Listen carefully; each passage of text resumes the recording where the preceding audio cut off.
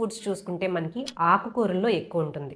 ఆకుకూరల్లో ముఖ్యంగా తోటకూర, పుదీనా, అలాగే పాలకూర, మెంతికూర వీటిల్లో ఎక్కువ ఉంటుంది. మీ ఆహారంలో రోజు ఏదో ఒక ఆకుకూర ఉండేలా చూసుకోండి. అంతేకాక కాయగూరల్లో చూసుకుంటే మనకి ఈ అరటి పువ్వు, అలాగే కాలీఫ్లవర్ కాడల్లో కూడా ఎక్కువ ఐరన్ ఉంటుంది.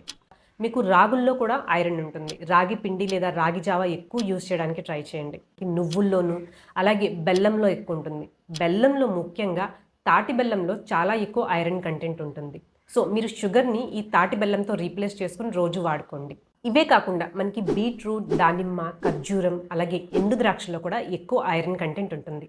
ఈ వెజిటేరియన్ ఫుడ్సే కాకుండా మనకి నాన్ వెజిటేరియన్ ఫుడ్స్ అంటే చికెన్ లివర్, మటన్ లివర్, మీట్లో కూడా ఎక్కువ ఐరన్ కంటెంట్ ఉంటుంది. అయితే దీన్నే హీమ్ అయర్న్ అంటారు.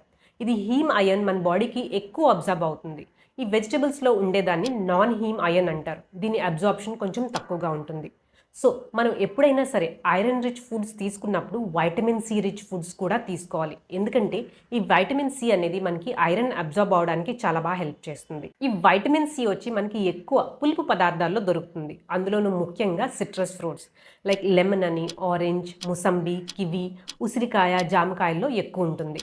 అసలు ఐరన్ అబ్జార్బ్ అవడానికి ఒక ముఖ్య టెక్నిక్ ఏంటంటే మనం ఎప్పుడైనా సరే ఆకుకూరలు తిన్నప్పుడు దాని మీద కొంచెం నిమ్మరసం కలుపుకుని తింటే కనుక ఐరన్ అబ్జార్ప్షన్ చాలా బాగా అవుతుంది. ఈ హెమోగ్లోబిన్ పెంచుకోవడానికి మరిన్ని టిప్స్ చూసుకుంటే మీరు ఎప్పుడు కూర వండినా సరే ఐరన్ కడాయి లేదా ఐరన్ పాత్రలో వండడానికి ట్రై చేయండి.